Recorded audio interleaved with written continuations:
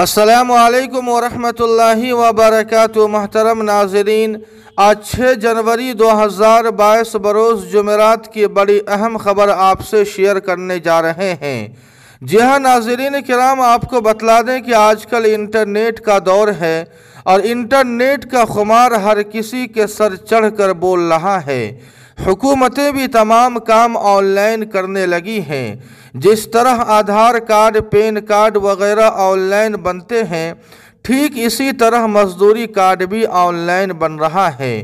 ناظرین کرام، نیا شوق کسی بھی چیز کا برا ہوتا ہے۔ ہمارے یہاں ایک کہاوت مشہور ہے، ننگے کو ملی پیتر، باہر رکھے کے بھیتر، یعنی جس کے پاس گھر ہی نہیں ہے، اس کو جب کچھ مل جاتا ہے تو وہ مارے خوشی کے سمجھ نہیں پاتا کہ اس کا کروں کیا۔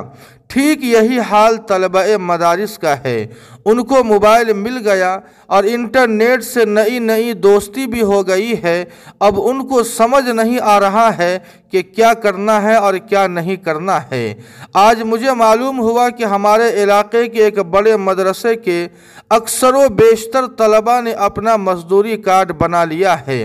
پھر معلوم ہوا کہ اور بھی بہت سے اداروں کے طلباء نے اپنے ہاتھوں یا اپنے دوستوں کے ہاتھوں ای شرم کارڈ بنایا یا بنوایا ہے۔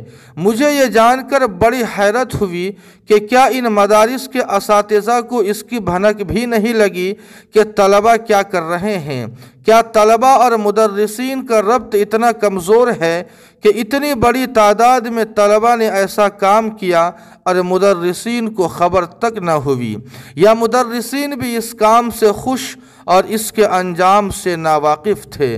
اللہ خیر کا معاملہ فرمائے۔ ہمارے مدارس کس راہ پر جا رہے ہیں؟ ناظرین کرام، طلباء مدارس کی بارگاہ میں عریضہ ہے کہ وہ یہ مزدوری کارڈ ہرگز نہ بنائے، کیونکہ آپ طالب علم ہیں اور ایک شخص ایک ہی وقت میں طالب علم اور رجسٹرڈ مزدور نہیں ہو سکتا۔ پہلا نقصان، آپ جب بھی اسکالرشپ فارم بھریں گے وہ رد ہو جائے گا کیونکہ آپ رجسٹرڈ مزدور ہیں۔